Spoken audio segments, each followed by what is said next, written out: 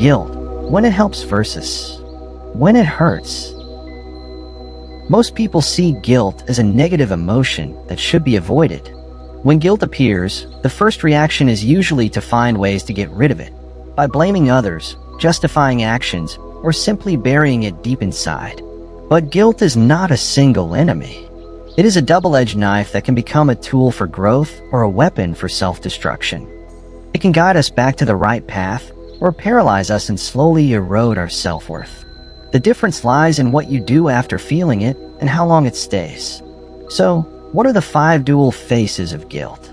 1. A mirror versus a cruel judge. Helpful guilt is an honest mirror that shows when your actions drift away from the values you believe in. It appears, says, "Hey, this doesn't match who you are," and leaves after you take the lesson. Like physical pain warning that your hand is too close to fire, it alerts you before greater damage happens. In contrast, harmful guilt is a judge that is never satisfied. It is no longer about, "I made a mistake," but about, "I am the mistake." It attacks identity rather than behavior. And because identity feels harder to change, it can linger for years, quietly eating away at self-esteem. 2. Energy for repair versus mud that traps you. Healthy guilt is usually followed by the urge to repair something. It makes you rethink your actions, encourages you to apologize, and helps you learn from mistakes. It becomes energy that moves you toward reconciliation with others and with yourself. Once repair happens, the feeling fades naturally because its job is done. Harmful guilt, however, paralyzes. You become so absorbed in regretting the past that you lose the energy to fix the present. It is like quicksand. The more you struggle mentally, the deeper you sink. Instead of improvement, what follows is stagnation and despair. 3. Guardian of relationships versus silent destroyer. In relationships, healthy guilt works like oil that reduces friction. When you realize you have hurt a partner or a friend, guilt pushes you to fix it. This prevents small mistakes from piling up into deep wounds.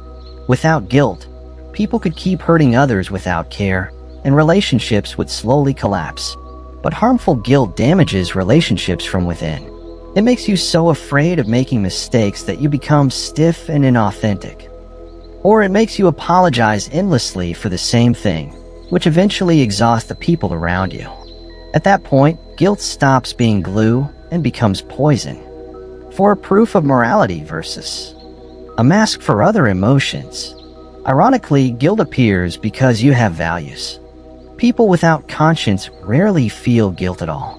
Its presence proves that you still care and that there are moral standards you hold on to.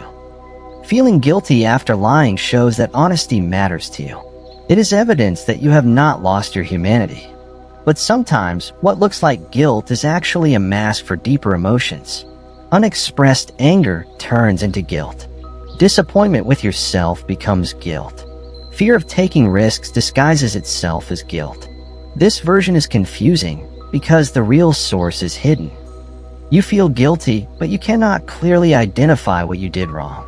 5. A time marker versus ghost from the past. Healthy guilt understands time. It appears when a mistake happens, pushes for repair, and then leaves. It is tied to a specific moment and does not haunt you outside its context.